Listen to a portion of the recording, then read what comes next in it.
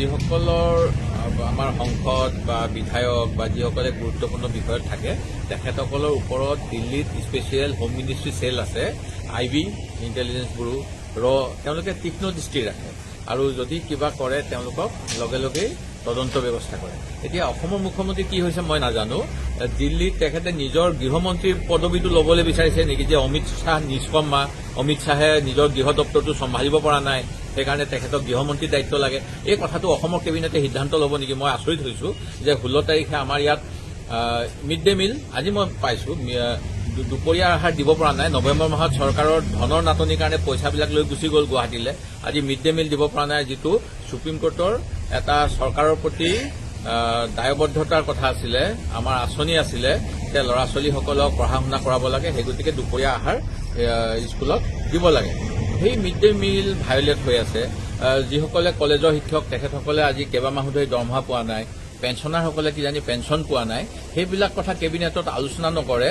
ভাৰতবৰ্ষৰ নিৰাপত্তা বিষয়টো কেন্দ্ৰীয় cabinet committee on home affairs আছে, কেবিনেট কমিটি আৰু এক্সটাৰ্নেল মিনিষ্ট্ৰীৰ ওপৰত আছে।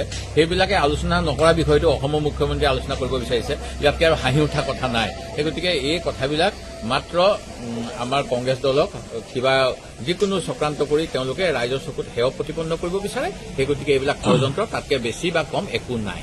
কিন্তু 18 তাৰিখে অহা 18 ফেব্ৰুৱাৰী তাৰিখে কিন্তু মুখ্যমন্ত্ৰীগৰাকীয়ে পুনৰ 900 কোটি টকা কিন্তু ঋণ ল'বলৈ গৈ আছে। এই কথাবিলাক আচলতে তেওঁ অসমৰ ৰাইজৰ কথা আঁতৰাবৰ কাৰণে মুখ্যমন্ত্ৰীয়ে এতিয়াতো ঋণ মই ক'বলৈ বেয়া, এতিয়া যে মানে ক'ৰ পইচা আনি ক'ত লগাইছে ভগৱান জানে। এই যে কিছুমান গাঁৱত যে মানে মেকানিক থাকে, কিবা এটা বেয়া হ'লে খপকে লগাই দিয়ে, এইটো লগাই দিয়ে, সেইটো লগাই দিয়ে। আমাৰ মুখ্যমন্ত্ৰীয়ে মানে যিমান লাগিলে প্ৰফেচনেল কথা কওক, তেখেতে জোৰা টাপলি মাৰি চৰকাৰখন চলাই আছে আৰু ইয়াতকে আৰু মানে অসমৰ ৰাইজক ঋণগ্ৰস্ত কৰিছে।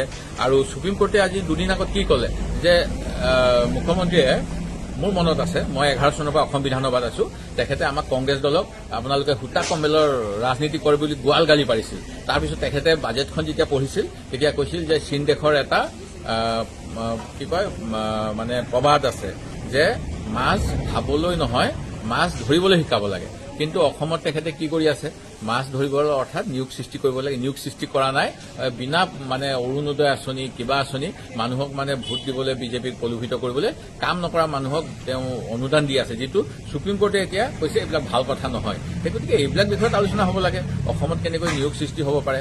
আজি অসমৰ বাহিৰলৈ যুৱকসকল যায়, গৈ পেলাই তাতে বিভিন্ন ধৰণৰ অত্যাচাৰৰ সন্মুখীন হয়, ভাবুকিৰ সন্মুখীন হয় আৰু তেওঁলোকক কেতিয়াবা ট্ৰেইনত আহি থাকোঁতে নিৰুদ্দেশ হয়, ক'ৰবাত পৰি থাকে, কোনোবাই হত্যা কৰে।